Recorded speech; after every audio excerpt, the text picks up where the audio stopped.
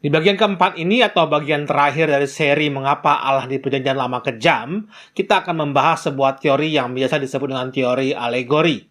Nah, teori ini dibawakan oleh dua bapak gereja, yaitu Origen dan John Cassian. Nah, Origen ini di abad kedua dan John Cassian di abad keempat. Nah, apa sih maksudnya alegori? Nah, alegori ini adalah menyampaikan maksud atau menjelaskan maksud tanpa secara harafiah. Jadi, tulisan-tulisan di Perjanjian Lama dibaca dan diartikan tidak secara literalis ya, atau harafiah, tapi memiliki makna yang lain. Nah, apa yang makna yang lain yang hendak dibawakan oleh teori ini? Jadi kita membaca tulisan atau cerita di Perjanjian Lama, kita mencoba mengartikannya itu ke dalam kehidupan atau misi yang dibawakan oleh Yesus.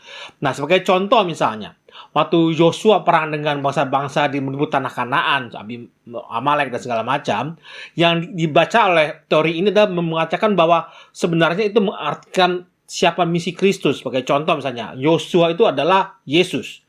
Ya, digambarkan sebagai Yesus, penggambaran Yesus. Nah, Yosua sendiri memang dalam bahasa Ibrani ya, itu sama dengan nama Yesus ya, Joshua.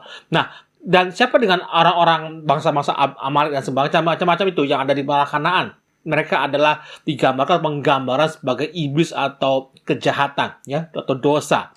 Nah, bagaimana dengan bangsa Israel? Bangsa Israel digambarkan sebagai gereja. Jadi waktu kita membaca cerita Yosua ini di Perjanjian Lama, yang kita baca adalah bahwa menggambarkan bahwa Yesus sedang berjuang atau melawan bahwa kejahatan dan iblis bersama-sama dengan gerejanya. Ya, jadi ini adalah cara membaca alegori di Perjanjian Lama. Jadi mereka tidak lagi mengartikan, oh, Allahnya jahat, Allahnya beda, atau Allahnya kok beda dengan yang Perjanjian Lama. Tapi dia membaca itu dengan kacamata di Perjanjian Baru tentang apa dan siapa itu Kristus. Nah, tentunya saudara-saudara dari 4 bagian yang telah kita pelajari, bagian pertama memang sesat, tapi bagian kedua, bagian ketiga, dan bagian keempat ini merupakan satu teori yang paling sering digunakan untuk menjelaskan tentang mengapa Allah di Perjanjian Lama terlihat kejam, ya, atau violence dalam Perjanjian Lama. Tapi tentunya ketiga ini bukan yang cuma ada 3 ini, mungkin ada lagi yang lain ya, nggak disebutkan dalam seri kita, tapi juga mungkin ada teori-teori lain. Tapi bukan berarti ini yang paling baik atau yang paling benar. Nah, jadi masing-masing akan punya cara sendiri, pandangan sendiri, mana yang menurut mereka itu lebih cocok dan lebih masuk akal untuk menjelaskan kenapa Allah Perjanjian Lama kok kejam. Ya. Saya sendiri suka dengan yang divine pedagogy, ya, bahwa terjadinya adalah pengajaran Allah mengajarkan melalui setiap social culture pada zamannya. Ya, itu yang saya rasa cocok dengan yang saya bisa artikan dan bisa mengerti dari penjelasan itu.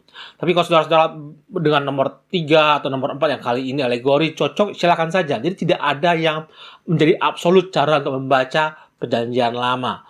Dan oleh sebab itu, karena juga di seri kita di Teologi 123 ini cuma cukup singkat ya, cuma 4-5 menit.